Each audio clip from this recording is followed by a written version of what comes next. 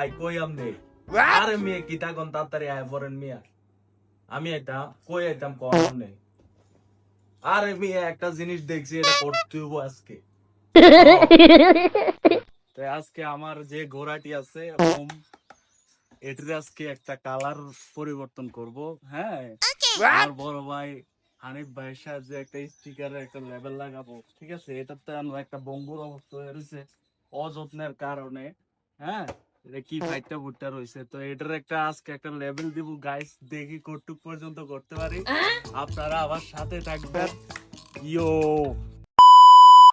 একটা বিষয় নিয়ে গভীর টেনশনে আছি যে বাইকটার লুকসটা কি চেঞ্জ আসলে ভালো লাগবো তো বা আমার নি লাগে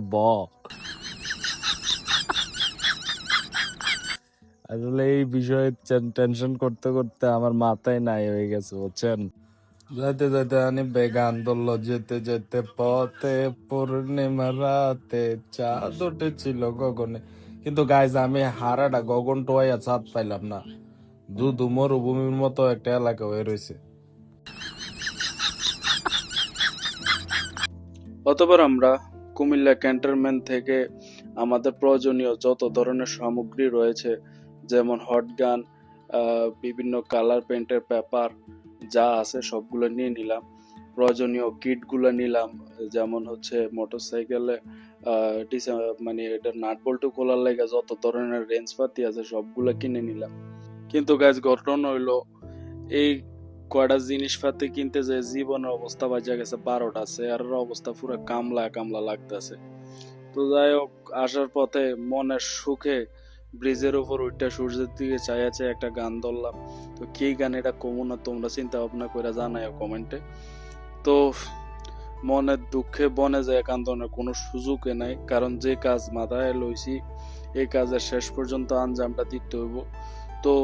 গাইজ দেখতে থাকো আমরা শেষ পর্যন্ত কি করতে পারি তো গাইস দেখা হবে একবারে মডিফাই উন্ডার সামনে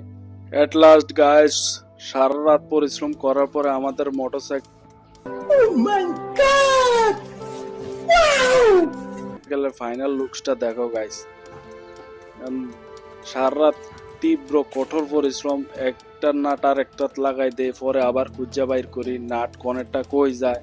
আমি কই যাই তারা কই যায় তেও কইতাম তো না আমরাও কইতাম পারতাম না আর বাইয়ের তো অবস্থা বালাই না 160 ডিগ্রি জ্বর তো যাই হোক উন্ডার লুকসটা কেমন হয়েছে জানাইও কমেন্টে তো আজকের মতো বিদায় নিতেছি আল্লাহ হাফেজ গাইস